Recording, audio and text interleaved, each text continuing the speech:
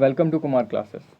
नमस्कार साथियों, आज हम सीटेट पैडागोजी और उससे संबंधित उस महत्वपूर्ण कंटेंट की बात करेंगे जिससे 3 से 4 क्वेश्चन आपको पेपर में मिल जाएंगे और प्रीवियस ईयर आए हुए क्वेश्चनों का संकलन है। ये टॉप 25 क्वेश्चन होंगे जो आपको प्रोवाइड किए जा रहे हैं और इनके आने की संभावना हमेशा बनी रहती है। ये कोहलबर्ग, वाइगोस्की और जीन पियाजे से संबंधित हैं। तो आइए शुरू करते हैं अपना वीडियो शुरू करने से पहले यदि आप हमारे चैनल पर नए हैं तो चैनल को सब्सक्राइब कीजिए और बेल आइकन को प्रेस कीजिए जिससे आने वाली वीडियो की नोटिफिकेशन आपको जल्द से जल्द मिलती रहे। तो पहला क्वेश्चन है आज का हमारा, जब एक बच्चा अवधारणा को सीखते हैं, यानी बच्चे किसी अवधारणा को सीखते हैं और उसका प्रयोग करते हैं तो अभ्यास उनके द्वारा की जाने वाली त्रुटियों को कम करने में मदद करता है। जो अभ्यास होता है उसको कम करता है। यह विचार किस मनोवैज्ञानिक का है? तो पहला ऑप्शन है थॉर्नडाइक, दूसरा है पियाजे, तीसरा है वाइगोस्की, चौथा है वाटसन। तो आपको बताना है निम्नलिखित में से किस मनोवैज्ञानिक का यह सा विचार है।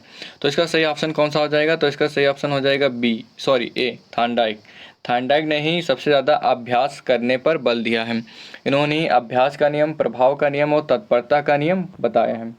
और इन्होंने बताया था जो अभ्यास का नियम होता है इसमें क्या होता है, बच्चा अभ्यास करते करते त्रुटियों के माध्यम से सीखता है। तत्परता यानी कि जब बच्चा किसी कार्य करने के लिए तत्पर होगा तभी सीखेगा।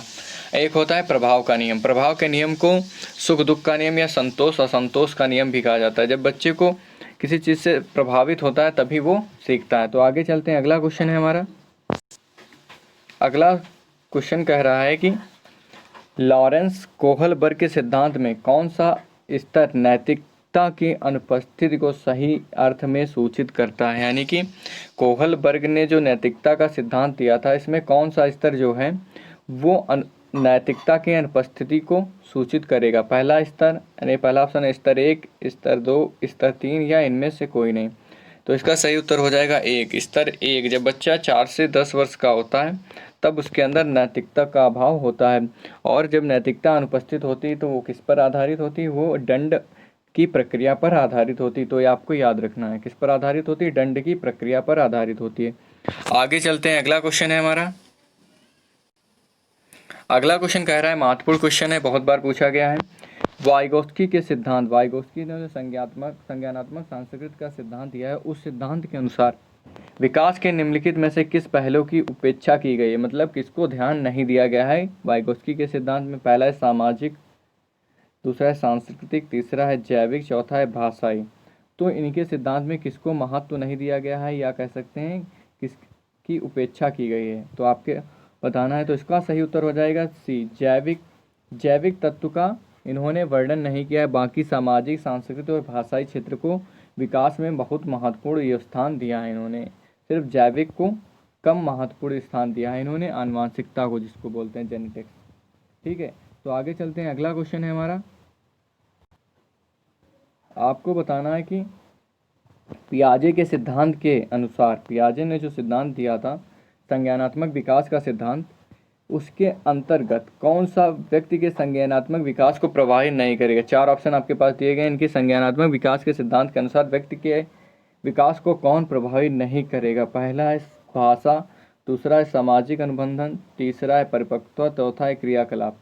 तो आपके पास 4 ऑप्शन दिए गए, तो इसका सही उत्तर हो जाएगा सामाजिक अनुबंधन। पियाजे ने सामाजिक अनुबंधन को व्यक्ति के विकास में बहुत कम स्थान दिया है, जबकि वाइगोस्की ने सामाजिक अनुबंधन को सबसे ज़्यादा महत्व दिया है। तो आपको ये ध्यान रखना। इन्होंने ही बताया था कि सबसे पहले विचार आते हैं उसके बाद भाषा आती है। ये किसने कहा था? सबसे पहले विचार आते हैं उसके बाद भाषा आती है, ये कहा था हमारे पियाजे महोदय ने। और भाषा पहले आती है, विचार बाद में आते हैं, ये ऐसा किसने कहा था? तो ये कहा था वाइगोस्की ने। ठीक है, तो आपको याद रखना है, बहुत महत्वपूर्ण फैक्ट हैं, ये पूछे जाते हैं। ठीक है, और इसके फोल्डिंग का सिद्धांत किसने दिया था? वाइगोस्की ने ही दिया था। और जेडपीडी यानी जोन ऑफ प्रॉक्सिमल डेवलपमेंट, ये भी किससे संबंधित है? वाइगोस्की से ही संबंधित हैं। ये सारे क्वेश्चन आपको मिलते रहेंगे हर एग्जाम में, बस आप थोड़ी मेहनत करिए और 3 से 4 नंबर आपके पक्के हो जाएंगे इस बार सीटेट जुलाई में। तो आप ध्यान रखिए। आगे चलते हैं, अगला क्वेश्चन है हमारा। अगला क्वेश्चन है, थोड़ा मिसप्रिंट हुआ है। 1 वर्ष तक के पैसे नहीं होगा, यहाँ पे बच्चे होंगे, यहाँ पे होगा हाथ, यानी कि वह सोचते हैं कि यानी कि यहाँ पे होगा ये क्वेश्चन इस तरीके से, 1 वर्ष का बच्चा जो होता है वो सोचता है कि हाथ पैर और इंद्रियां ही उसकी क्या होती हैं, सब कुछ होती हैं, ऐसा सोचता है। तो ये ऐसा स्तर किस स्तर के अंतर्गत आएगा? पहला है मूर्त संक्रियात्मक स्तर, पूर्ण संक्रियात्मक स्तर, इंद्रिय जनित ग्रामक स्तर या अमूर्त स्तर। तो 1 साल का बच्चा है तो उसका किस में जाएगा? तो इसमें जाएगा ये इंद्रिय जनित गामक स्तर में बच्चा जो होता है इंद्रियों के माध्यम से हर चीज़ को सीखता है, जैसे हाथों को चलाना या रोना, ये सब चीज़ें सीखता है। तो 1 वर्ष का बच्चा किससे सीखता है? इंद्रिय जनित अवस्था से सीखता है। तो ये अवस्था होती है 0 से 2 वर्ष की। फिर हमारी आती है पूर्व संक्रियात्मक अवस्था 2 से 7 वर्ष। फिर आती मूर्त संक्रियात्मक अवस्था 7 से 11 और फिर 11 से 15 वर्ष तक चलती रहती है। ये जीन पियाजे ने ही बताई थी। ठीक है, क्वेश्चन थोड़ा मिसप्रिंट हुआ, इस पर ध्यान न दीजिए। इसमें कहता है कि 1 वर्ष का बच्चा किसी भी चीज़ को अपने हाव भाव को हाथों या पैरों के माध्यम से बतलाता है। ये किस स्तर में जाएगा? तो इस किस में जाएगा? इंद्रिय जनित गामक स्तर में चला जाएगा। ठीक है, तो आपको याद रखना है। बाकी एज पूछ ली जाती है, कौन सी स्तर की एज कितनी है? तो इंद्रिय जनित गामक स्तर की एज होती है जन्म से या 0 से 2 वर्ष। फिर है पूर्व संक्रियात्मक 2 से 7 वर्ष, मूर्त संक्रियात्मक 7 से 11 और अमूर्त स्तर या अमूर्त संक्रियात्मक अवस्था 11 से 15। ठीक है, आगे चलते हैं। अगला क्वेश्चन है हमारा, अगला महत्वपूर्ण क्वेश्चन कह रहा है कि कोहल वर्ग के अनुसार सही और गलत के बारे में बच्चे चिंतन करते हैं, यानी सही गलत के बारे में बच्चे चिंतन कहाँ से करते हैं या कैसे करते हैं? तो आपको बताना पहला है, अलग आयु में अलग तरीके से, अलग चरण में समान तरीके से, संदर्भ के अनुसार, अभिभावक द्वारा प्रदत्त निर्देशों के अनुसार। आपको बताना है कोहल वर्ग के अनुसार सही और गलत के बारे में बच्चे चिंतन करते हैं। तो इसका सही उत्तर क्या हो जाएगा? तो आपको इसका सही उत्तर हो जाएगा ए, अलग आयु युग में अलग तरीके से सीखता है। जब बच्चा छोटा होता है तो मूर्त वस्तुओं के माध्यम से सीखता है, यानी कि जो आगे हैं अनुकरण के माध्यम से सीखता है। फिर धीरे धीरे जब बड़ा हो जाता है तो विवेक के माध्यम से सीखना शुरू कर देता है। तो यही बताया गया है कि अलग आयु वर्ग में बच्चे अलग अलग तरीके से सीखते हैं। हम लोग भी जब बचपन में होते धीरे धीरे चीज़ों को सीखते हैं, जब धीरे धीरे बड़े होते हैं तो चीज़ों को जल्दी सीखना और समझना चालू कर देते हैं। आगे चलते हैं, अगला क्वेश्चन है हमारा,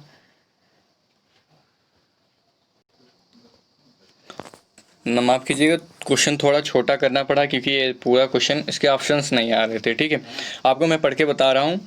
कह रहा है कि वाइगोत्स्की बच्चों के सीखने में निम्नलिखित में से किस कार्य की महत्वपूर्ण भूमिका देते हैं, यानी किस भूमिका पर सर्वाधिक बल देते हैं वाइगोत्स्की? ठीक है, सामाजिक, आनुवांशिक, नैतिक और शारीरिक। तो इसका सही उत्तर क्या हो जाएगा? किस पर सबसे ज़्यादा बल दिया है हमारे वाइगोत्स्की महोदय ने?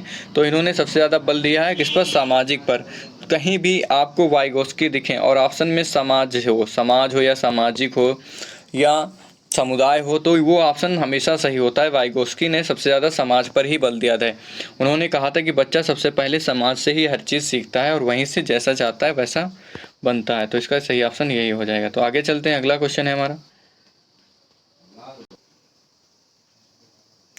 अगला क्वेश्चन कह रहा है कि पियाजे के अनुसार संज्ञानात्मक विकास के किस स्तर पर है? ये किस स्तर पर, यहाँ पे होगा संज्ञानात्मक। ठीक है,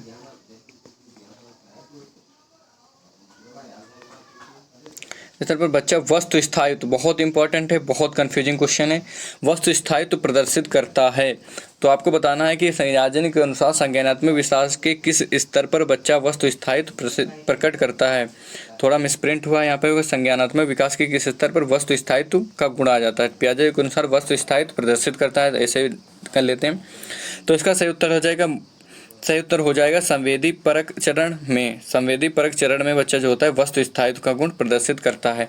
जैसे बच्चा अपने हाथ पैर से किसी चीज़ को बताना, या कोई चीज़ है बच्चे के सामने, यदि कोई गाड़ी रखो और उस गाड़ी को हटा लो, कह दो कि गाड़ी गायब हो गई, तो वस्तु स्थायित्व यानी बच्चा उस वस्तु के प्रति तेजी से आकर्षित होता है। तो ये क्वेश्चन बहुत कंफ्यूजिंग है। कुछ लोग इसको बताते हैं पूर्व संक्रियात्मक में, नहीं, ये किसमें होता है? संवेदी प्रेरक चरण में। और 1-2 बार रीट में पूछा गया, तो इसका उत्तर सही क्या हुआ है? संवेदी कामक स्तर या संवेदी प्रेरक चरण में ही सही हुआ है। तो आगे चलते हैं, अगला क्वेश्चन कह रहा है कि बच्चे दुनिया के बारे में अपनी समझ का सृजन करते हैं। बच्चे जो होते हैं अपनी दुनिया के बारे में अपनी खुद की एक विचारधारा बनाते हैं। तो ये कथन का सिद्धांत किसने दिया? पहला है पियाजे, दूसरा है पावलोव, तीसरा है कोहलबर्ग, चौथा है स्किनर। तो इसका सही उत्तर हो जाएगा पियाजे। पियाजे ने ही सर्वप्रथम बताया था कि बच्चे दुनिया के बारे में अपनी समझ का विकास सृजन करते हैं। ठीक है, यही है इम्पॉर्टेंट। कोहलबर्ग ने क्या दिया है, कोहलबर्ग का नैतिक विकास का सिद्धांत है। स्किनर ने क्रिया प्रसूत का सिद्धांत दिया था, ठीक है। और पावलोव ने दिया था, जो पावलोव ने कुत्ते पर प्रयोग किया था, शास्त्रीय अनुबंधन का सिद्धांत दिया था। किसने दिया था? पावलोव ने शास्त्रीय अनुबंधन का सिद्धांत दिया था। शास्त्रीय अनुबंधन का सिद्धांत दिया था किसने? पावलोव ने शास्त्रीय अनुबंधन, ठीक, शास्त्रीय अनुबंधन का दिया था। कोहलबर्ग ने नैतिक स्तर बताए थे, इसमें 3 स्तर बताए थे, ठीक है। और स्किनर ने क्रिया प्रसूत दिया था। तो आपको याद रखना है क्रिया प्रसूत अनुबंधन, ठीक। आगे चलते हैं, अगला क्वेश्चन है हमारा, वह अवस्था जब बच्चा तार्किक रूप से वस्तुओं और घटनाओं के विषय में चिंतन प्रारंभ कर देता है। यानी कि जब वह अवस्था बतानी जब बच्चा तार्किक रूप से वस्तुओं और घटनाओं के बीच के विषय में चिंतन प्रारंभ कर देगा तार्किक रूप से। संवेदी परक अवस्था, औपचारिक संक्रियात्मक अवस्था, पूर्व संक्रियात्मक अवस्था, मूर्त संक्रियात्मक अवस्था। आपके पास 4 ऑप्शन है, तो इसका सही उत्तर हो जाएगा जब बच्चा तार्किक रूप से वस्तुओं और घटनाओं के बारे में सीखेगा तो वो किस में चला जाए? औपचारिक संक्रियात्मक अवस्था में चला जाएगा। जब बच्चा 11 वर्ष से ऊपर होगा तभी वो तार्किक रूप से वस्तुओं और घटनाओं के बीच में अंतर करना प्रारंभ कर देता है, चिंतन करना प्रारंभ कर देता है, ठीक है। संवेदी प्रेरक अवस्था में बच्चा क्या होता है? इंद्रियों के माध्यम से सीखता है, ठीक है। पूर्व संक्रियात्मक अवस्था में बच्चा के अंदर क्या होता है? अनुत्क्रमणिकता का गुण होता है, ठीक है। अनुत्क्रमणिकता का यानी अपलटवाली का भी गुण आता है। पूर्व संक्रियात्मक अवस्था में अपलटवाली का गुण होता है। जैसे कि बच्चे से पूछा जाए कि लखनऊ उत्तर प्रदेश की राजधानी है, तो ये इसको याद कर लेगा, लखनऊ उत्तर प्रदेश की राजधानी। यदि अब इस क्वेश्चन को उलट के आप पूछते हैं कि उत्तर प्रदेश की राजधानी क्या है, तो वो नहीं बता पाता है। ये हमारा अपलटवाली का गुण होता है, ये पूर्व संक्रियात्मक अवस्था में है। ये क्वेश्चन भी पूछा जाता है, तो आपको याद रखना है। आगे चलते हैं, अगला क्वेश्चन है हमारा, कह रहा है कि पुरुषों की अपेक्षा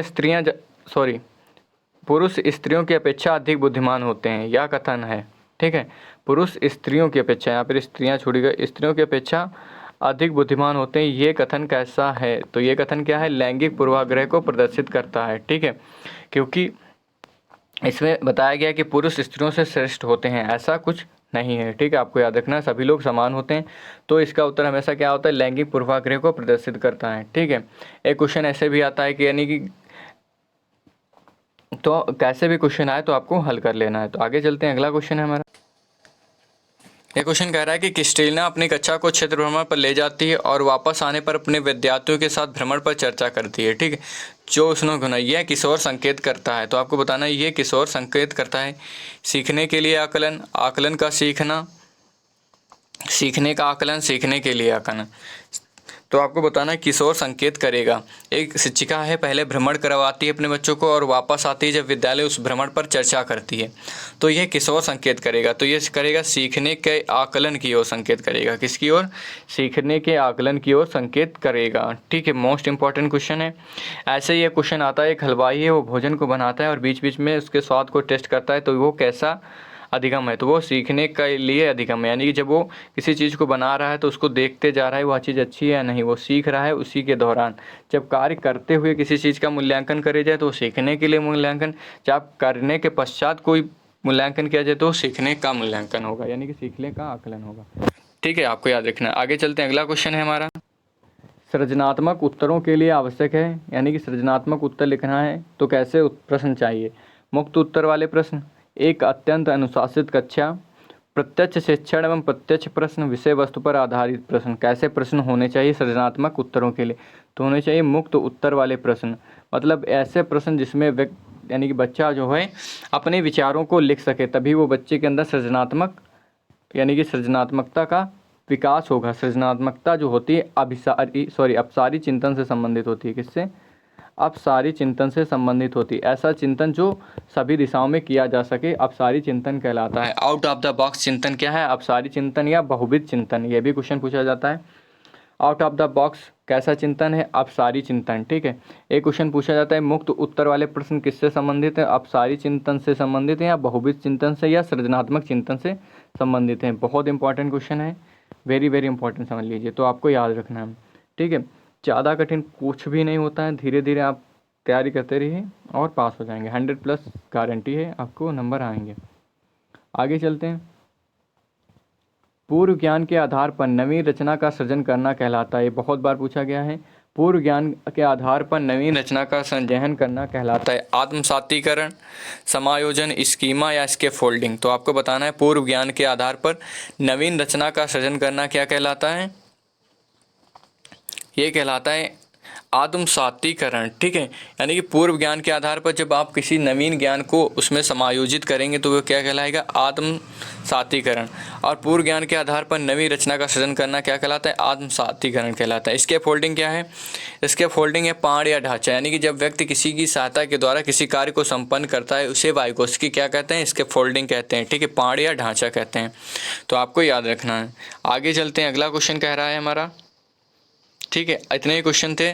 तो आपको कमेंट बॉक्स में कमेंट करके बताना है कि आपके कितने क्वेश्चन सही हुए। ये हमारे टॉप 25 के 15 क्वेश्चन थे वाइगोस्की, कोहलबर्ग और पियाजे से संबंधित। ये सारे क्वेश्चन पिछले वर्ष आ चुके हैं। आपको वीडियो कैसे लगा तो कमेंट करके बताइएगा, और वीडियो को ज़्यादा से ज़्यादा शेयर करिए और हमें मोटिवेट करिए और ज़्यादा से ज़्यादा लोगों को जोड़िए हमारे ग्रुप से। थैंक यू वेरी मच, धन्यवाद। आपका दिन शुभ हो।